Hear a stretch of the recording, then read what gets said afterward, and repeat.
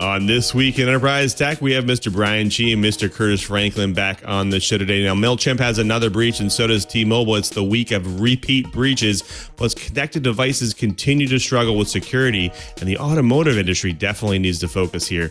We'll talk about some of the vulnerabilities. Plus, the enterprise continues to see tremendous growth in VC-backed firms. Today, we have Akriti Dokania, partner at VC firm Rife Ventures. We're talking about some of the enterprise ventures that are out there and just where things are headed. You definitely shouldn't miss it. Twit on the set. Podcasts you love. From people you trust.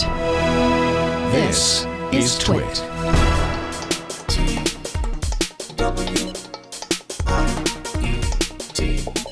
This is Twit, This Week in Enterprise Tech, episode 527, recorded January 20th, 2023. Better fonts and the breach letters. This episode of This Week in Enterprise Tech is brought to you by Thanks Canary. Detect attackers on your network while avoiding irritating false alarms. Get the alerts that matter. For 10% off and a 60-day money-back guarantee, go to canary.tools/twit and enter the code TWIT in the How to Hear About Us box. And by Cisco, orchestrated by the experts at CDW. When you need to get more out of your technology, Cisco makes hybrid work possible. CDW makes it powerful. Learn more at cdw.com/Cisco. And by Melissa. Over 10,000 clients worldwide in industries like retail, education, healthcare, insurance, finance, and government rely on Melissa for full spectrum data quality and ID verification software. Make sure your customer contact data is up to date. Get started today with 1,000 records cleaned for free at melissa.com/twit. Welcome to Twit, This Week in Enterprise Tech, the show that is dedicated to you, the enterprise professional, the IT pro, and that geek who just wants to know how this world's connected. I'm your host, Louis Maresca, your guide through this big world of the enterprise. I say we have quite a big packed show today, but we can't guide you by myself. I need to bring in the professional. Starting their very own Mr. Curtis Franklin. He is senior analyst at Omdia, and he's the man who has the pulse of the enterprise. Welcome back, Curtis. How's your week? What's been keeping you busy? Lou, it's been a busy week. Lots going on in the world of cybersecurity. So lots for me to analyze, write about, talk about. It's just keeping me busy. And I can't tell you how happy I am to finally reach the end of the week and Twit. Looking forward to a great hour here with the Twit Riot. I agree. It's always great to end the week with the Twit Riot. Well, we also have to welcome back, as part of that Twit Riot, also our other co-host, Mr. Brian Chee, net architect at Sky Fiber. He's a network expert and all-around tech geek. Cheebert, what kind of toys have you been playing with this week? Actually, I've been wondering, what other toys can I dream up and invent? I've actually rediscovered the Tom Swift book series and didn't realize that it actually goes back into the early 1900s. The very first Tom Swift book in the series that I could find talks about this new thing called a motorcycle. It's kind of interesting to see, I was, shall we say, a little disturbed at some of the language and, what they called people of color. And then I had to stop and think that this was the time period, very early 1900s. And it was actually an eye-opener. And then I've kind of skipped ahead. And Tom Swift, I credit with being the reason why I am so interested in tinkering, because I hope someday that maybe I can go and invent something that would do Tom Swift proud. Indeed. Well, thank you, Cheebert, for being here. Well, I'd say we should probably get started because it's been quite the busy week in the enterprise. Connected devices is the new norm today in today's enterprise. However, some industries are quite behind in some things. In fact, the automotive industry just might need to focus more on security. We will get into just where they might actually be vulnerable there. Plus, the enterprise continues to have tremendous growth by VC-backed firms. Now, if you're wondering about some of the trends of technology we're seeing there, plus maybe just wondering how founders struggle in some ways. Today we have Akriti Dokania. She's partner at enterprise VC firm Rife Ventures. And we're going to talk about enterprise ventures, technology, and the unique world of venture capital. So definitely stick around. Lots of exciting stuff to talk about. But we have lots of exciting news to talk about as well. So let's go ahead and jump into this week's News Blips. It wouldn't be an enterprise week without a leak. Now, it seems that this year is starting out strong with the number of data breaches on the rise. Unfortunately, data breaches and unfortunately layoffs seem to be the theme of the 2023 so far. Now, the year can only get better, I hope. Well, if you use cloud mail services for yourself on your business, you might want to check if it's Mailchimp. That's right. According to Engadget, the Intuit-owned company you may also know as QuickBooks and TurboTax as well, who was hit again by another data breach in the last 6 months. Now, the worst part is that it seems that the hack was almost identical to the previous one. Okay, so let's talk details here. Mailchimp's security team detected that their network was breached on January 11th and found out that there was a hacker actually using their internal tools that their customer support and account admins use. Now, the familiar part of this breach was how the attacker was able to breach the network. Now, Mailchimp said the hacker targeted employees and contractors with a social engineering attack in which someone used manipulation techniques by phone or email or text to get passwords. And the hacker then used those compromised employee passwords to gain access to data on 133 Mailchimp accounts. Now, one of the largest was the e-commerce giant WooCommerce. Now, WooCommerce said it was notified by Mailchimp that the breach may have exposed the names, the store web addresses, and email addresses of its customers, though it said no customer passwords or even other sensitive data was taken. Now, the previous hack for Mailchimp was back in April, where they used social engineering to also compromise credentials for customer service staff, exposing about 214 accounts. Now, most of the targets there were crypto and finance-related accounts. In fact, cloud giant DigitalOcean confirmed that its account was compromised in the incident and really criticized Mailchimp for handling the breach. Well, shortly after that, their CISO of the company, of Mailchimp, actually left the company. And the interesting part of this is if you look at the past of CISO's resume about what they did for Mailchimp, they claim to have optimized and developed security gaps and compliance. I don't know about you, but when you're hacked the same way twice in just over 6 months, I don't think the programs are working that well. What do you think? Well, when something is designated critical infrastructure, that means that extra care is going to be taken with its protection, right? Wrong. New telemetry from Security Scorecard shows that more than 3/4 of manufacturing organizations harbor unpatched, high-severity vulnerabilities in their systems. According to an article published on Dark Reading, in 2022, Security Scorecard found that some 76% of manufacturing organizations had unpatched CVEs located around their various IP addresses.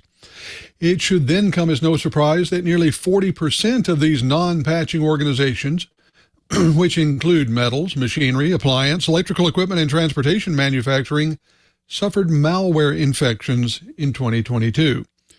Security Scorecard says many of these incidents involve ransomware, where the threat actor, usually in the form of a criminal group, sets out to make money through extortion. But financially motivated criminals aren't the only villains.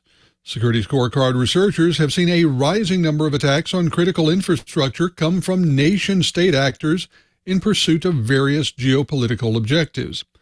And Security Scorecard isn't the only firm raising the red flag in manufacturing. Teams at Dragos and IBM's X-Force overwhelmingly showed that the hottest OT target is the manufacturing sector, and the main weapon attacking these organizations is now ransomware. Now, the government has noticed all this activity. Cyber Incident Reporting for Critical Infrastructure Act of 2022 requires critical infrastructure companies to report certain cyber incidents to DHS's Cybersecurity and Infrastructure Security Agency. We typically know them as CISA. Other agencies, such as the Federal Energy Regulatory Commission, the Securities and Exchange Commission, and the Treasury Department, are also in various stages of rulemaking for entities under their regulatory jurisdiction. And if you think that all this activity is aimed at organizations other than yours, keep in mind that that 2022 Act defines critical infrastructure very broadly. If you actually do business in the U.S., the odds are very good that you're part of the critical infrastructure covered by the Act. So big thank you to the folks at Dark Reading for this particular article. And it's going to sound a little bit like piling on because, it's another doom and gloom. Anyway, Dark Reading's article talks about some new research from leading cybersecurity provider Hornet Security. And they have found that 33% of companies are not providing any cybersecurity awareness training to users who work remotely. The study also revealed nearly 3/4, in this case 74%, of remote staff have access to critical data, which is creating more risk for companies in the new hybrid working world. Despite the current lack of training and employees feeling ill-prepared, almost half, 44%, of respondents said their organizations plan to increase the percentage of employees that work remotely. Daniel Hoffman, the CEO of Hornet Security, said, "The popularity of hybrid work and the associated risks mean that companies must prioritize training and education to make remote working safe. Well, traditional methods of controlling and security company data aren't as effective when employees are working in remote locations, and greater responsibility falls on the individual. Well, companies must acknowledge the unique risks associated with remote work and activate relevant security management systems, as well as empower employees to deal with a certain level of risk. Strongly recommend reading this article." Well, in reality, okay, this is my comment, there are some fairly good tools to solve this lack of training. One of our sponsors, ACL Learning, has curriculum specifically for this issue, as well as many, many others. So even if you don't have people specifically set up to do user education, you can delegate it up. I've had some experience with this in what I wasn't even allowed to step foot into the AT&T cable landing station to work on the Aloha Cable Observatory without first taking and passing a collection of online tutorials on topics like job site safety, job site security, physical safety, and confidentiality policies of a shared environment.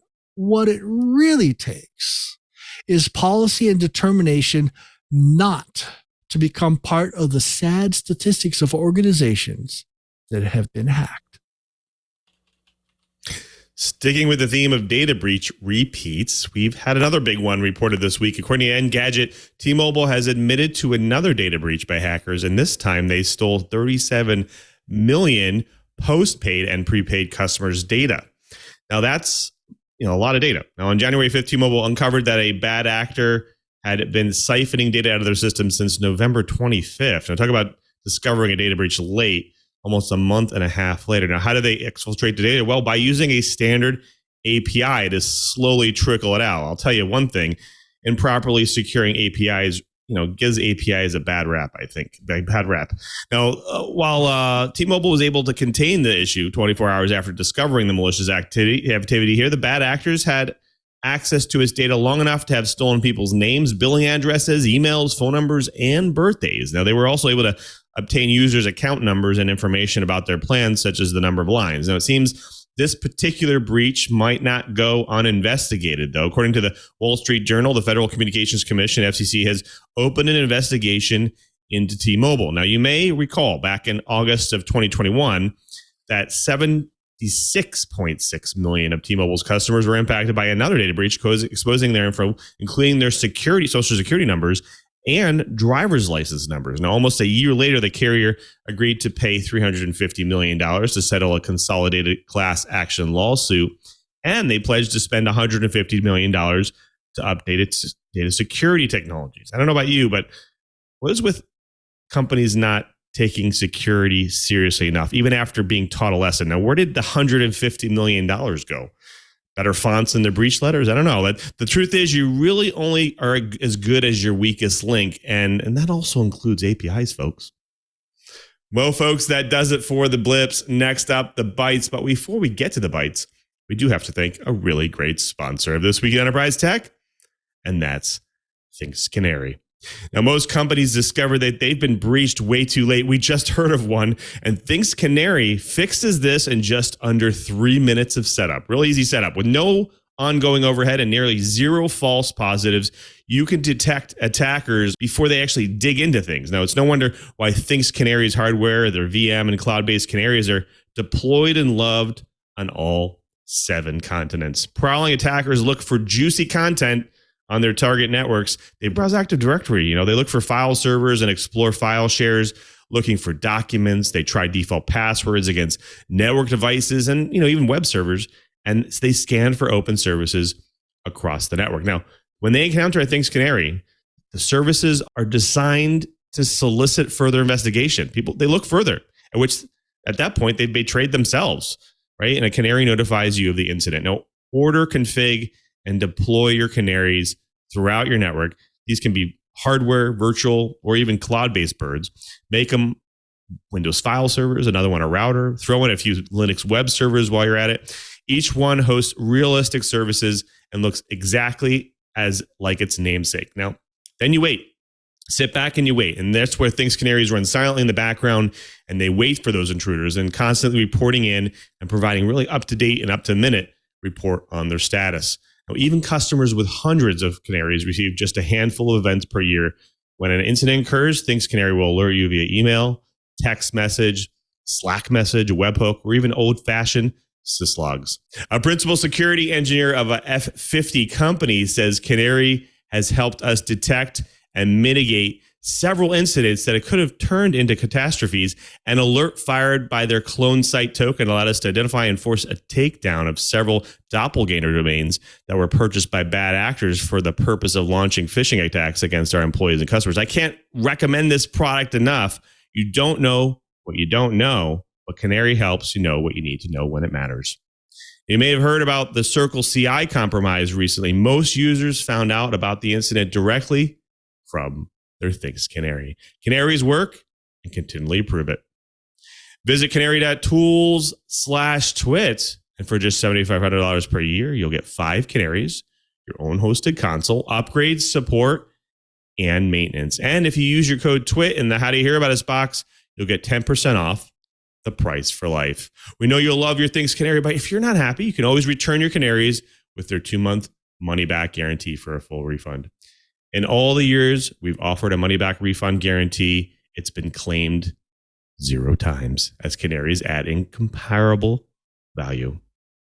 That's canary.tools/twit and enter the code TWIT in the How to Hear About Us box. And we thank Thinks Canary for their support of This Week in Enterprise Tech.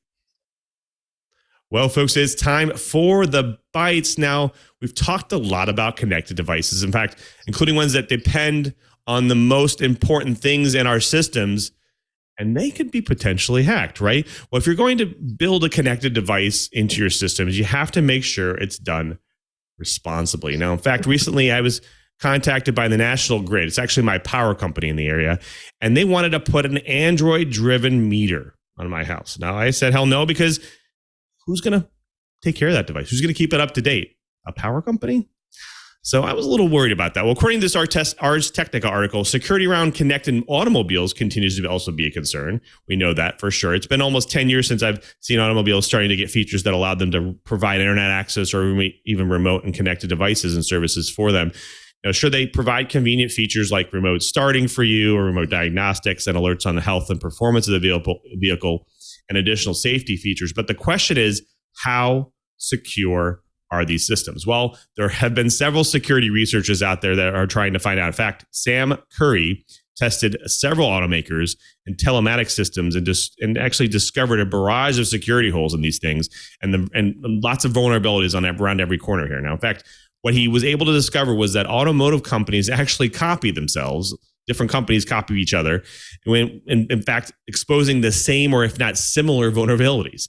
Now, if an attacker can find the vulnerabilities in the API endpoints of one vehicle telematics system, they can use that to cause similar damage on other vehicles and other remote actions. Now, researchers found extensive problems in 16 OEM telematics services like LoJack, a new digital license plates, and even Sirius XM radio.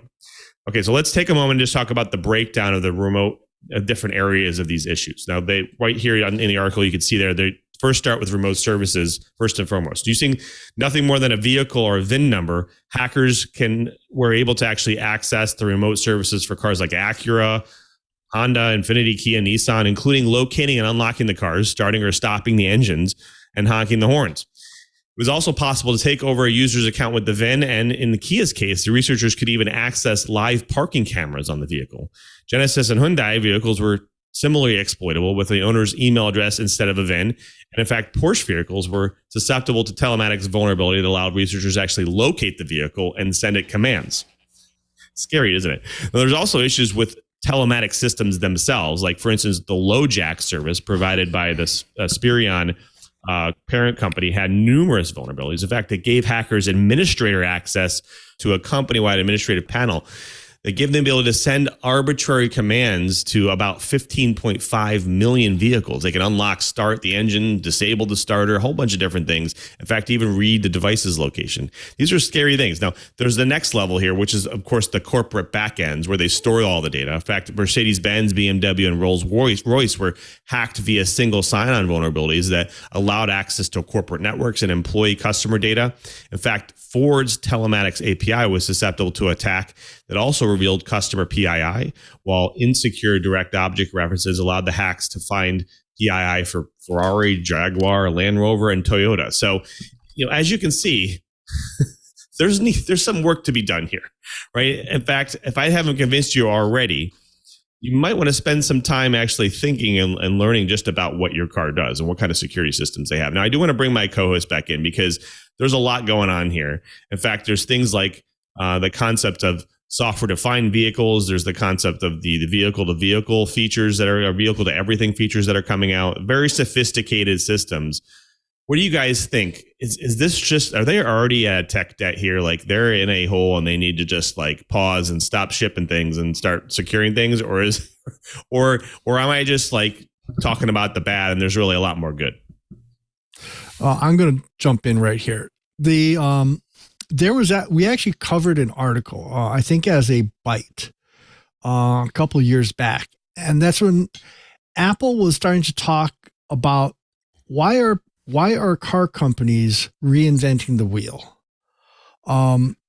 Apple would very much like, in fact, actually, Google also for Android Auto, would like the car manufacturers to just put a framework in the car and have all the infotainment stuff exported to either Apple or Android. Now, I will point out, car manufacturers are not in the business of creating infotainment systems.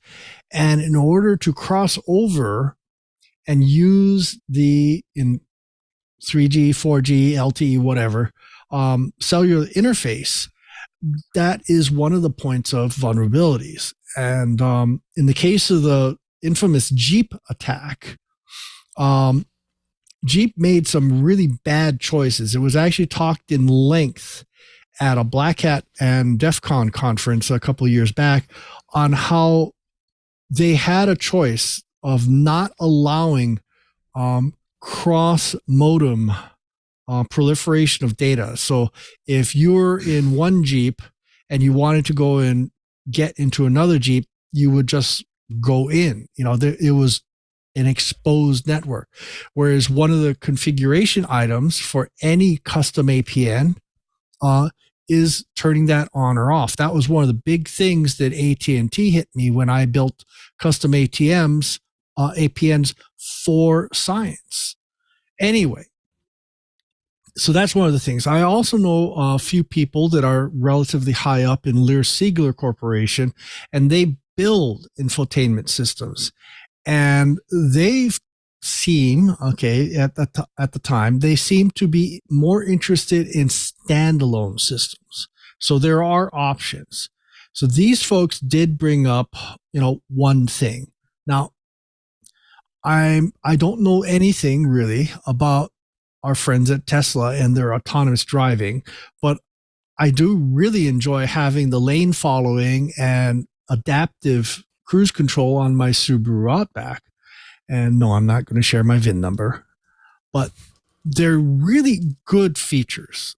And I'm truly hoping that maybe if auto manufacturers aren't willing to go and secure their systems, then maybe there might be better for them to outsource it. Let someone else make some money on it so that consumers have more of a choice. Don't know if it's a good solution, but it's a solution. Okay, I'm done. I hear. What do you think, Curtis? Is it? Are we too far gone here? There's a way to fix it. Well, it's entirely possible that we're too far gone. I remember going to a CES probably 8 years ago when I met with engineers from both General Motors and Ford, and both of them said that at that time, more than half the value in an automobile was wrapped up in the software. The idea of a software-defined vehicle from an economic standpoint is already there and has been there for a while.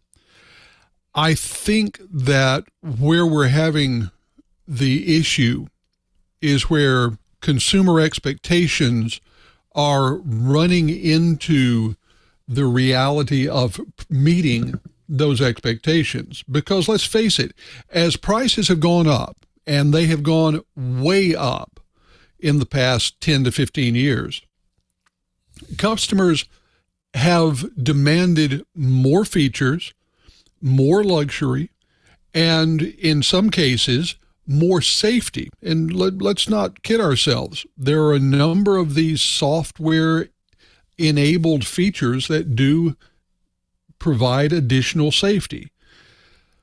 But they demand those. And the manufacturers are having a great deal of trouble and would have a great deal of trouble dialing those back.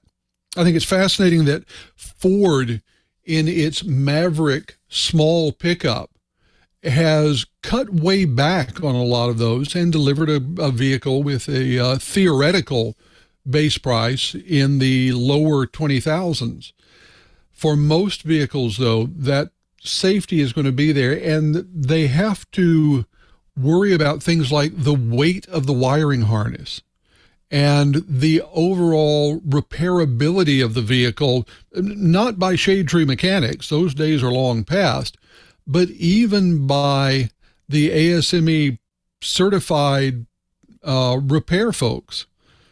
It's an incredibly complicated envelope in which to do a lot of different things.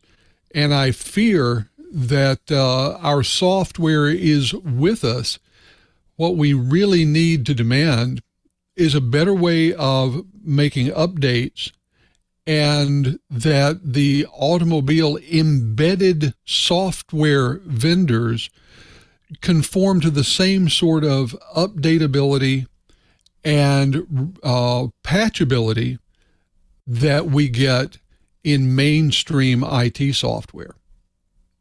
You bring up a good point, because I think like you said, the software-defined vehicle has been around for a while, but do you feel like the fact that we are moving more and more into the EV world, where there, like you said, it's more prominent to define the architecture of a vehicle via the software, which means that everything needs to be controlled, maintained, and updated via software, that there needs to be some standards developed in order to make sure that this is more secured. Because I think if you're going to be moving to platforms like these in the future, and now you're saying instead of maybe 60% of the vehicle being less mechanical or more mechanical than it was before, does that mean that we're going to have some more safety systems around that? I feel like Tesla being one of those, where obviously the telematics systems, telemetry, everything, even how the fuel system, the regulators for all of the power systems are regulated all by remote software. And I think that this could be, it sounds like there needs to be some more regulation around this to make sure that these companies are held accountable for security. What do you think, Curtis? Well, let's first get past one of the assumptions in something that you just said. Sure. There is nothing inherent in an electrical powertrain that requires greater electronic capability in the overall platform. That's a choice that the manufacturers are making, again, largely to justify the current greater cost of the electric powered vehicles. I was reading an interesting article today on a company in, I believe it's India, that is starting to manufacture an electric powered vehicle that has the same level of sophistication as, say, a 1984 Land Rover. You know, it's not highly technically sophisticated. It just happens to have an electrical powertrain. And it's possible that we will see some of that.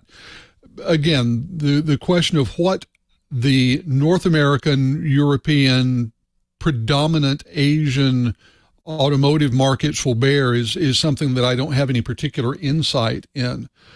But we do need to understand that these very sophisticated electronic systems that do things like, at the extreme, autonomous vehicles, and even below that, highly sophisticated entertainment, navigation, safety system, that's a choice made by the manufacturers.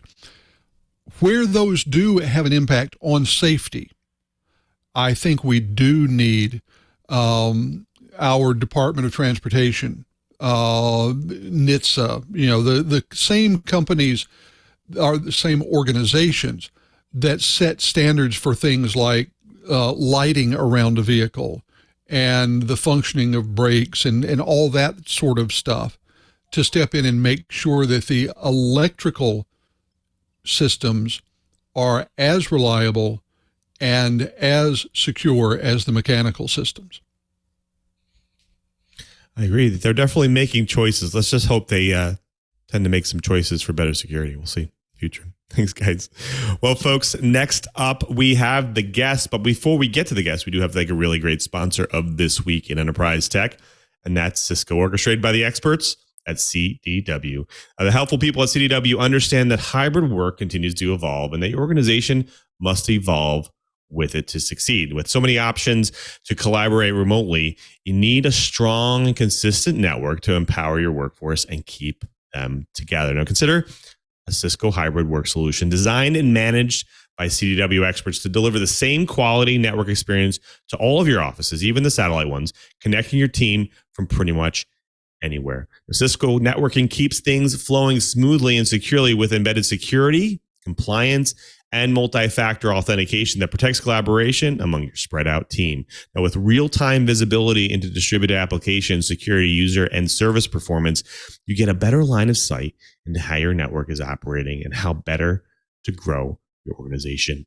And Cisco networking levels the playing field, providing access to flexible, high-end collaborative experiences that create an inclusive work environment. When you need to get more out of your technology, Cisco makes hybrid work possible. CDW makes it powerful.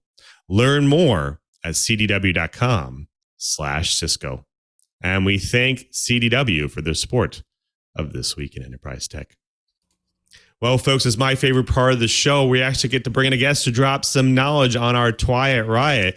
And today we have Akriti Dokania. She is partner at enterprise VC firm Ridge Ventures. And we're going to talk a lot about venture capitalism. Welcome to the show, Akriti. Thank you. Thank you, Lou. Lovely to be here. Absolutely. So we're excited because you've had quite the journey. Now, our audience is all over the different experience levels, and they love to hear people's journeys through tech. Can you take us through your journey through tech and where it brought you to Ridge Ventures? Yeah, absolutely. So my journey started in India. I'm Indian, grew up there. And 15 years ago, I came to the US to do computer science engineering. So I'm actually an engineering by background, did computer science, and then joined your company, Microsoft. So I stayed there for about 4+ years, was a product manager there in security and then user experience teams. By the end of it, I took care of the product and deleting Internet Explorer and building Microsoft Edge. Coming out of that, I had the entrepreneur bug. And started a company. So I ran that company for a couple of years. Didn't go crazy well, but found myself in London. And there's another story of why I decided to move to London and to the east side of the world. But that got me to London, did my MBA there. And coming out of that, I've been an enterprise investor for the last 5 years. So I've been investing in B2B enterprise businesses for the last 5 years across Europe, some in India and in the US. Fantastic. I like how you put that, my company. Yeah, I wish that was my company, but yeah, I do get what you're saying. So I think the big thing about venture capitalism is it seems to be almost a black box for people. People don't really understand how a team of people who are developing a product get venture capitalism. How do they get help from a VC? How do they get started? What's the process? Can you maybe just take us through the bare bones approach here of like, if I have an idea and how do I pitch it? How do I get started with a VC? Yeah, absolutely. So I would say talking to a VC or getting access to a VC is just like getting access to a customer. And that's how founders and entrepreneurs should think about it. As to what would you do to get access to a customer? There are various ways, right? There is proper SDR, reaching out cold, going on LinkedIn, finding the venture capital that makes sense for you, reading all these articles, getting to know about venture. So that's one way, obviously, the cold outreach. Two, there are lots and lots of incubators and angel syndicates across the market that have cropped up across the world. Actually, at this point, AngelList is a very famous syndicate. They have multiple syndicates, Y Combinator, Techstars. These are all incubators that you can apply to directly and be chosen to get into. So that's another way to get into the industry and get to be known as a startup and then start your fundraising journey. Third, I would say, is also tapping into your network, like knowing your third degree, fourth degree, fifth degree connection, who can make and who could get you introduced to someone. Warm introductions do go a long way. And hopefully over the years, the crowd in the venture capital industry is changing enough to diversify the network quite a bit. Surely 10 years ago, that was not the case when I decided to get into this, and it's changed quite a lot now. So I completely acknowledge that. So these are few tricks and tips, but as and when more come, I will let you know. So the interesting thing, I've actually had some experience with Techstars because of the Seattle area. And one thing I noticed is, they are fairly selective with some of the organizations that get in there, but these types of, like you said, incubators, they usually raise the eyebrows. VCs tend to review what's in these incubators quite often. Do you feel like that is probably the best approach to kind of get closer to a VC to get their attention and to be able to pitch things? Or do you feel like there are other approaches that might be kind of like maybe rank them, I guess you could say?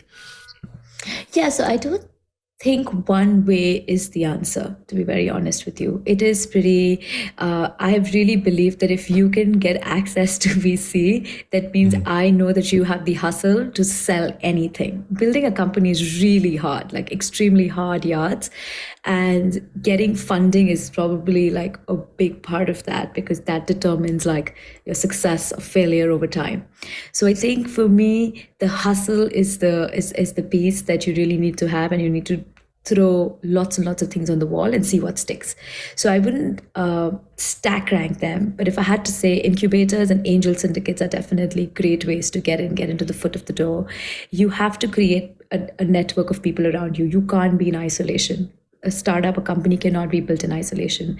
So recruit people who are really smart, complement you, and they open up networks for you that can help you enter into fundraising markets. So there are lots and lots of tricks and tips that you can do to improve your network and go find those people and get latched onto them. Now, Ridge Ventures, they have quite the diverse portfolio. I think I saw Fastly, Uplift, Discord. So there's kind of organizations all over the industry. From an enterprise, seems like you focus more on enterprise. Could you maybe talk us through from a venture capital perspective, what are you seeing some of the trends in the enterprise space? Yeah. So I think currently you brought up the first thing that is definitely on top of my mind is API security. That is a big trend. I actually did a thesis on it last year and have been spending a lot of time with a bunch of API security companies and looking to invest in them this quarter, hopefully. So crossing fingers. Definitely met T-Mobile's about in 20. the market for that. So They sorry, I didn't mean definitely to interrupt you. Keep going. they're definitely talking to a company that I just met. So there you go, T-Mobile. Well done trying to find a solution to your problems. But so API security. So just to take a step back from an enterprise perspective, I think we're looking into 5 different trends as rich. One is the data infrastructure layer. We do think that the data infrastructure layer is going to have a change. There's a lot of data that's been collected over the last 10 years. Something's going to have to happen to that data. Now somebody's going to be using it smartly. 2, we're excited about the API ecosystem. Like I said, the API security, API governance layer. 3rd, we're getting more and more excited about supply chain and e-commerce infrastructure. So imagine what happens to the post-Shopify world. There's so many e-commerce brands. What is happening to their returns, to their logistics? How are they handling supply chain? 4th, we're getting excited about you must have heard all these large language models have become really big, and they've become really strong with ChatGPT and all of that stuff coming through. So they've really advanced. How can we use that in business operations, in the financial world, in the sales stack, in the marketing stack? So we're looking at all of that stuff. So these are few that we're getting excited about, but we're always eyes and ears open into new enterprise tech solutions that are coming. So you touched on a little bit. We talked about this last week, ChatGPT from OpenAI, and how just potentially market pivoting this could be, how can it really impact the market, and the fact that companies like Google, they're worrying a little bit about it. Are you seeing any specific ventures? Maybe you could give us some specifics that have been pitching recently, or maybe something that you've kind of seen kind of grow up organically here that are using this type of technology in the enterprise space? Yeah, a couple of examples probably would be customer support. So the accuracy of customer support has become interesting because now ChatGPT has been able to go scour your entire website, all the brain dump that's available, all the tribal knowledge that's available in your customer support agents can be captured now, because they can capture all of that information and now they can bring it back. So that has become automated. 2, we're seeing a very interesting use case in the testing automation software stack. So as you can imagine, more and more tests need to be written as and when software gets developed, but tests need to know what the historical testing environment was already. So we're seeing a lot of that, and I'm excited about that space. So these 2 probably to begin with. I think one thing that I'm always curious about when it comes to these types of when a founder has finally got the eye of a venture capitalist and they develop a relationship, and how much of involvement does a VC have normally in the day-to-day or the management structure or the structure of the product and the direction it goes? Because a lot of times you tend to hear stories from different ends of the spectrum. And I'm always curious every time I run into somebody who's a partner in a firm or whatever. I like to ask this question because I like to get their point of view on how they view once they start working with a company or organization. Yeah, you're absolutely right. So I have an operational background. I've been an operator for large parts of my life before I became an investor. So I probably have a different take on it, or maybe a similar take. I don't know. The one thing that I always say is that's the CEO's company, it's the founder's company. It's not my company. I am going to be their biggest cheerleader, their biggest, advisor, their biggest crying shoulder, their biggest, question person who's going to ask lots of questions. But that's what I'm going to be. So I think that's the hat I wear. Different hats, but these are the hats that I wear. I think from a day-to-day perspective, I probably don't. I don't personally, or Rich doesn't personally get involved day to day, but we're available whenever needed. So we do take both seats. So we tend to take both seats, and that means that we do have regular check-ins, quarterly or monthly check-ins with the founder to know what the progress is of the company. We are available at any time. Like I'm on WhatsApp conversations with my founders, so I'm available anytime that they need me. But they're more around strategic advice and connections and network that we can open up to them, and probably more development and customer introductions and partners that we have access to that we can make introductions to. I think that helps them unlock and understand what they need to build. The last piece I think we do, or at least I help them with, is given my product background, I help them with product thinking as to what could the first product look like and what does it mean to build an MVP or a prototype or the first product that actually launches. So I wouldn't say day to day, but I think that our regular check-ins enough to help them be their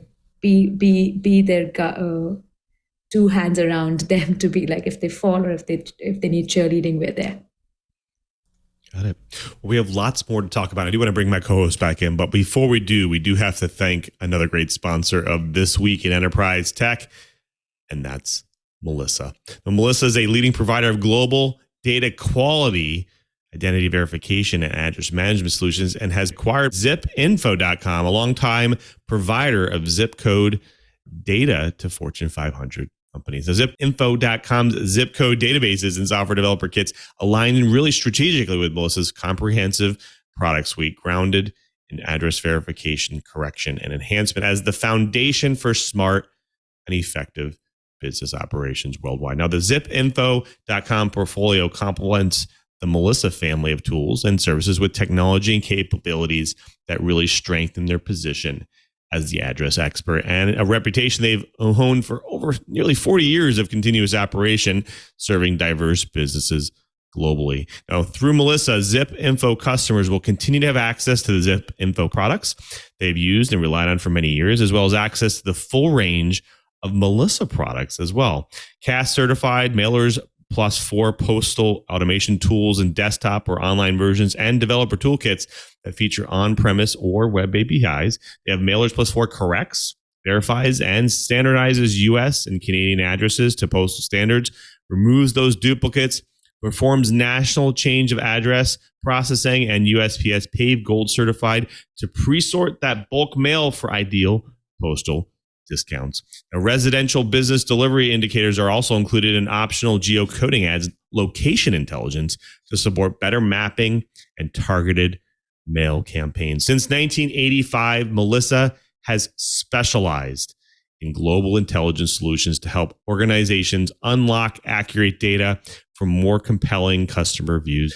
Melissa continuously undergoes independent security audits to reinforce its commitment to data security, privacy, and compliance requirements. They are SOC 2, HIPAA, and GDPR compliant, so you know your data is in its best hands. Make sure your customer contact data is up to date. Get started today with 1,000 records cleaned for free at melissa.com/twit. That's melissa.com/twit.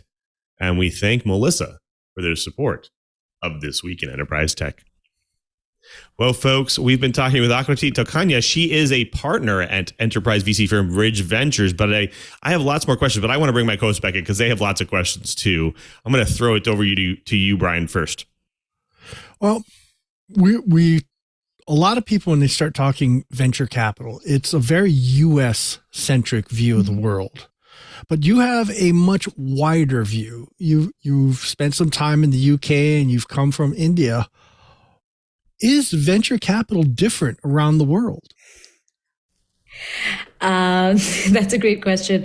As an asset class, no, right? We're still investing in 10-year horizons. We're still investing in founders who want to make big, ambitious businesses, big, ambitious ideas, and we want those bold ideas to come through. So as an asset class, I would say no.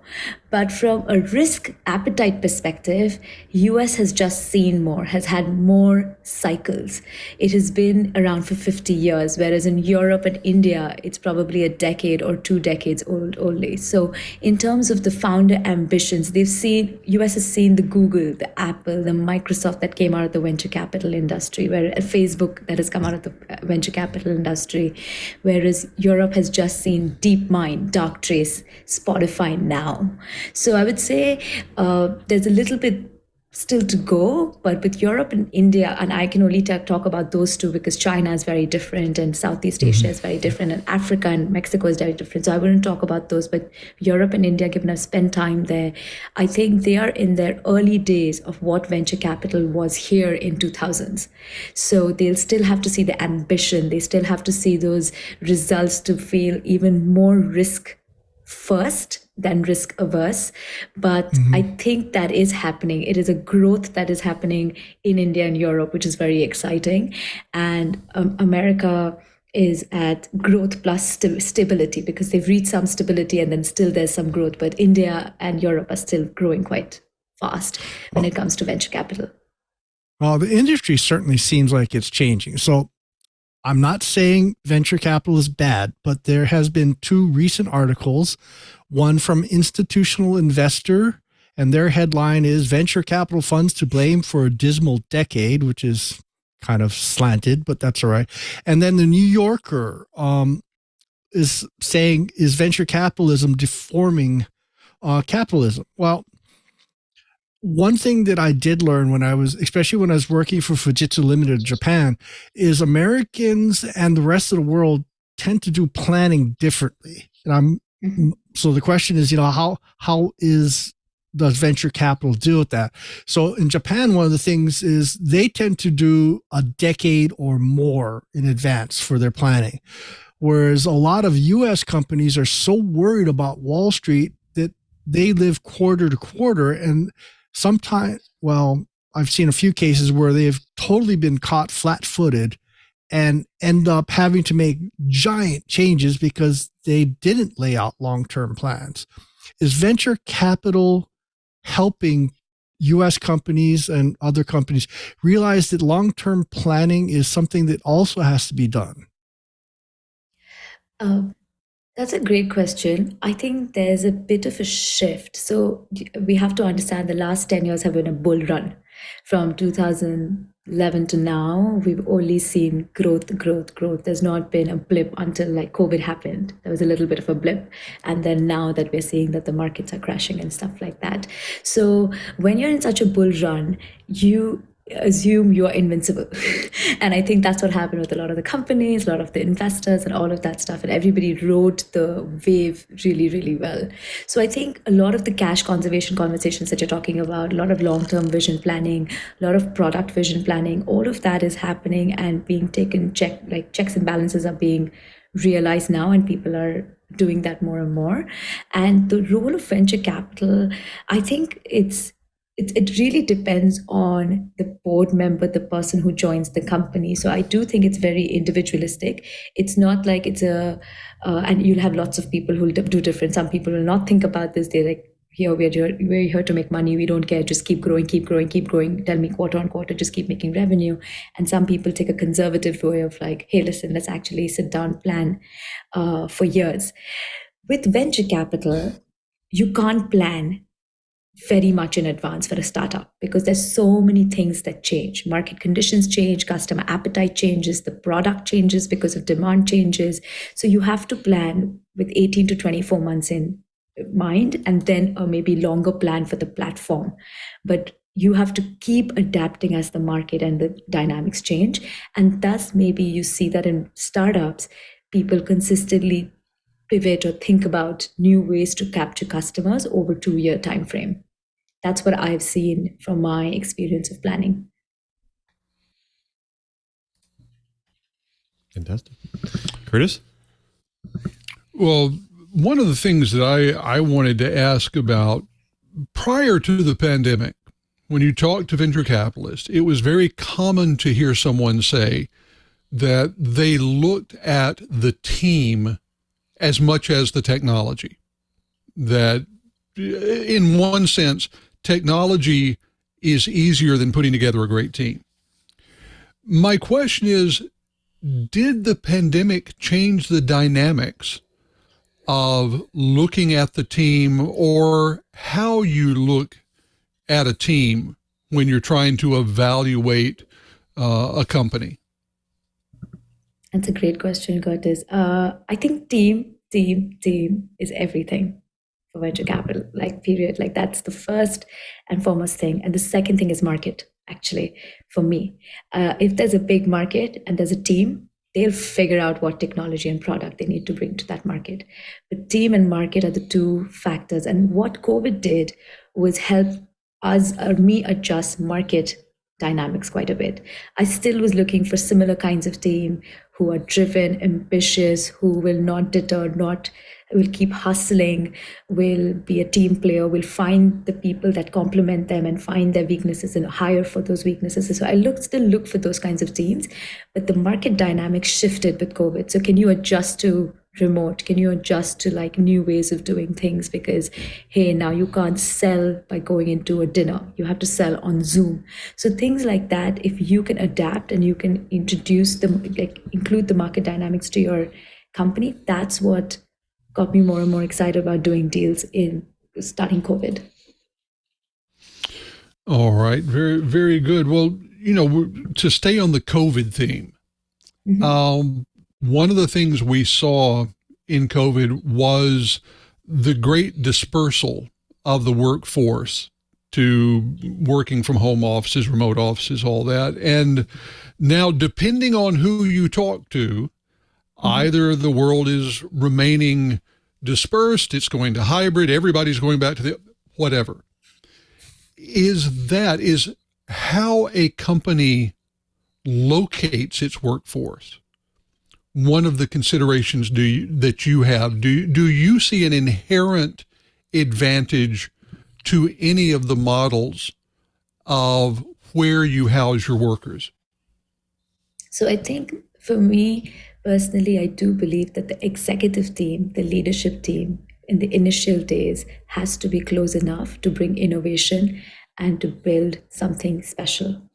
And for that, continuous how you do it is really dependent on the individuals. Do you use Miro boards? Do you go on getaways to spend 2 weeks, 3 weeks? That different companies are doing different things. But to me, the leadership team, the founders, they have to be very, very close, tightly knit to be building the innovation the product needs. The insights that you need for that particular market or the inefficiencies you need to find in the market to build that product, you kind of need to have to be close physically and virtually to be able to build those. So I think in the initial days of the product, I think that's important in my mind.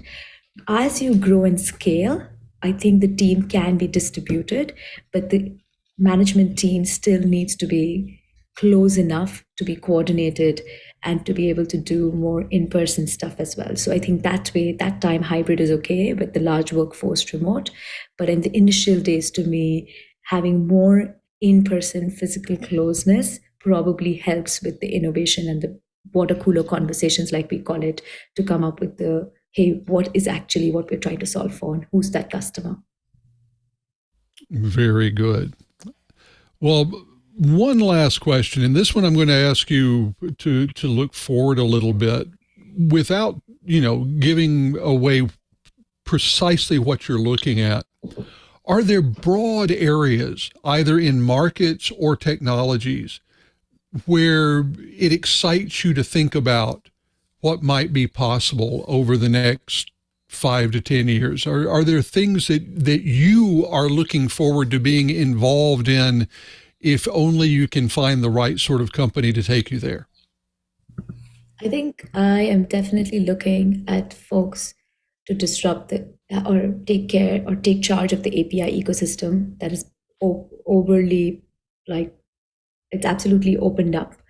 APIs have been there for 10 years, but nobody knew that you could be talking to third-party companies and you could be attacked by them, or you could be talking to someone else and you didn't even know that your PII data is going to them just because you have so much API exposure. So I'm definitely very excited about what happens with the API ecosystem and how we take control and charge, or how does a CISO or a CTO take charge of that. The second piece I'm very excited about is the data piece. You've collected so much data in the last 10 years. Now what? Now I have to use that data to make myself efficient. How do I do that? And I think companies are really struggling with that. They are trying to figure out business solutions to like that data that is sitting in the warehouse and what to do with it. So I'm very excited about what tools come out with for it. And how long do you store that data? Do you store it infinitely? Do you actually not store it? It's costly, right? So I'm really excited about that. The third piece I'm excited about is the new languages that are coming. So people are becoming more and more tired of building backend. Like coding should not take long now. People should be able to code without having to do computer science engineering. So I'm really excited about making that happen. I know I'm a developer, and maybe that's my strength, but I do think that that should be stable. Like it's like writing; it should be like writing over time. So I'm very excited about tools that'll enable that. Well, Akriti, it's amazing how time flies when you're having fun. Thank you so much for being here. We're running a little low on time, but I did want to give you a chance to tell the folks at home where they can learn more about Ridge Ventures, maybe some of their focus areas, some of their investments. Yeah, thank you so much, team, for having me. But just to remind everybody, Ridge Ventures is an enterprise B2B fund. We invest in seed Series A, so we write check sizes from $1 million to $7 million. We like to invest in the application layer, the infrastructure layer, the data layer, so the entire enterprise stack pretty much. You can find us at ridge.vc. And if you do want to talk to me about your company, please reach out at Akriti, Akriti, at ridge.vc. Well, folks, you've done it again. You've sat through another of the best dang enterprise podcast in the universe. So definitely tune your podcatcher to Twiet. I want to thank everyone who makes this show possible, especially to my co-hosts. Now, starting with our very own Mr. Brian Chee. Cheebert, thank you so much for being here. What's going on for you in the coming weeks? Where can people find you? I don't know. I like tinkering. It's really, really nice being retired, and I get to do what I really want to do. And right now I'm kind of leaning towards blinky lights, like blinky lights. So anyway, so I'm actually talking about some of the projects and things that I'm doing on Twitter. I'm still Twitter. I still haven't gone over to Mastodon. I have an account. I'm not seeing a lot on it, so I think I'm on the wrong server maybe. Well, one of these days. But on Twitter, I'm ADVNETLAB. And Advanced Net Lab. And I'd like to hear from you. You're also welcome to use my Twitter, my email address, Cheebert, spelled CheeEbert at twit.tv. You're also welcome to use Twiet at twit.tv, and that'll hit all the hosts. We'd love to hear show ideas. As I said in the pre-show, I try to do the bookings in threads. So this was the venture capital thread because, some of the people are that view us are looking at doing venture capital someday, and they are not necessarily just in the United States. We do have a very international audience. It is my belief that we still have a download viewer at McMurdo Sound Science Station in Antarctica. And once in a blue moon, I get questions and comments from folks I've got some from various parts of France, various parts of the UK. I've had some from Africa and definitely, various other places. We like hearing from you. We want to hear your comments. We want to hear your show ideas. Help me out with the threads. I try to book guests that fulfill threads. Doesn't always work, but I try. And I also try to make sure I also get a decent number of startups because they give us a really interesting, fresh view into what's happening in the enterprise world. We'd love to hear from you, but above everything, everybody stay safe. Thank you, Cheebert. Well, we also have to thank our very own Mr. Curtis Franken. Curtis, thank you so much for being here. What about you? What's coming up for you in the coming weeks? Where can people find you? Well, the standard writing and analyzing. I've got a piece that's going to be coming out on dark reading within the next few days. I'll also be doing some stuff on LinkedIn, trying to use that platform a little more. For our Omdia subscribers have a big piece of analysis coming out on cybersecurity awareness training. And then I'm starting to do my research on risk quantification, which is a fascinating piece of technology and policy. So looking at that. Now, if you want to keep up with me, I'm still on Twitter at KG4GWA. I'm also on Mastodon at kg4gwa.sdf. That's Sierra Delta Foxtrot.org. You can also keep up with me on LinkedIn or Facebook. One way or another, I would love to hear from you. Love hearing from the Twiat Riot, and it's not too early to start thinking about it. I'm planning to be in San Francisco at the RSA conference a little bit later on this year. So if you're planning to be in the city by the bay, let's plan to run into one another on the floor of Moscone. Thank you, Curtis. Thanks for being here again. Well, we also have to thank you as well. You're the person who drops in each and every week to get your enterprise goodness. We want to make it easy for you to watch and listen and catch up on your enterprise and IT news. Go to our show page right now. That's right. Go right now, twit.tv/Twiat. There you'll find all the amazing back episodes, the show notes, the co-host information, guest information, and the links to the stories that you do during the show. But more importantly, next to those videos, you'll get those helpful subscribe and download links. Support the show by getting your audio version, your video version of your choice. Listen on any one of your devices or your podcast applications, because we're on all of them. So definitely subscribe and support the show. Plus, you may have heard Club Twit. That's right. It's a members only ad-free podcast service with a bonus Twit Plus feed that you can't get anywhere else. And it's only $7 a month. Secret. Now, there's a lot of great things about Club Twit. One of them is the members only Discord server. It's exclusive access to that. Plus, you can chat with hosts, your coworkers, producers, separate discussion channels, have special events on there. One's coming up right after this. Lots of fun discussions on there and channels. So definitely check it out. Join Club Twit. Go to twit.tv/Club Twit. Now, Club Twit also offers corporate group plans as well. That's right. It's a great way to give access to your entire team, to give the access to the ad-free tech podcast that we offer. And that plans will also start at just 5 members at a discounted rate of $6 each per month. You can add as many seats as you like. It's a really great way for your IT department, developers, your tech teams, your sales teams, whoever, to get access to all of our podcasts. And it's just like regular members. They can join the Twit Discord server or even get the Twit Plus bonus feed as well. So definitely join Club Twit at twit.tv/Club Twit. Also, that's right. It's time. It's Twit audience survey time. It's the annual survey. It really helps us understand our audience so we can make the listening experience even better for you. So just take a couple minutes, only a couple minutes. Go to twit.tv/survey23. That's right. twit.tv/survey23 to take it. Don't wait. The last date to take it is January 31st. So it's coming up real soon. Definitely head out there right now. Get your voice heard and give us some more information about you and your experiences. We want to hear from you and you want to get your information. So definitely check that out. twit.tv/survey23. Now, after you subscribe, you can impress your family members, your friends, your coworkers. Give the gift of Twiat, because we talk a lot of fun tech topics on the show, and I guarantee they will find it fun and interesting as well. So definitely have them subscribe. And if you've already subscribed and you want to watch this show live, we do it live.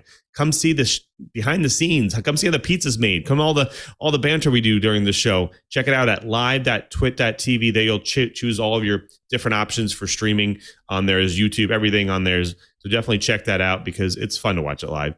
Plus, if you want to watch it live, you might as well jump into our IRC channel as well. IRC.twit.tv brings you into the Twit Live channel. Lots of great characters in there each and every week. So I thank you for them being here. They really make the show a really great experience because we have just really good discussions, good topics, good show titles, good questions. So definitely check that out. Be part of that crew at irc.twit.tv.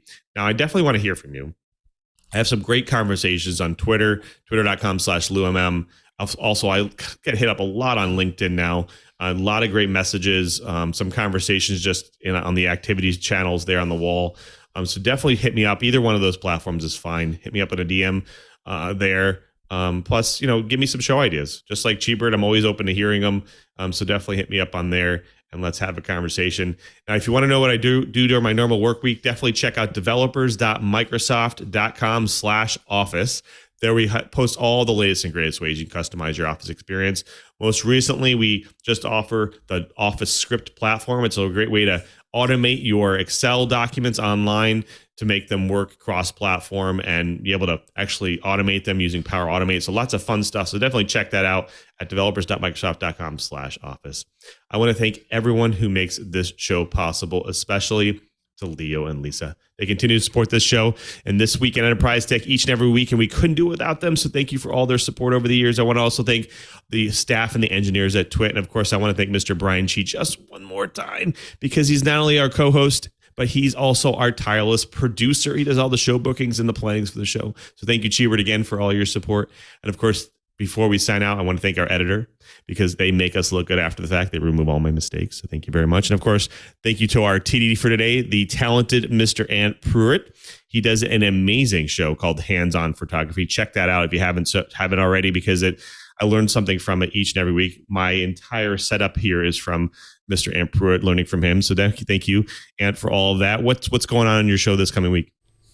Well, this week, my man, first off, thank you for the support and the plug.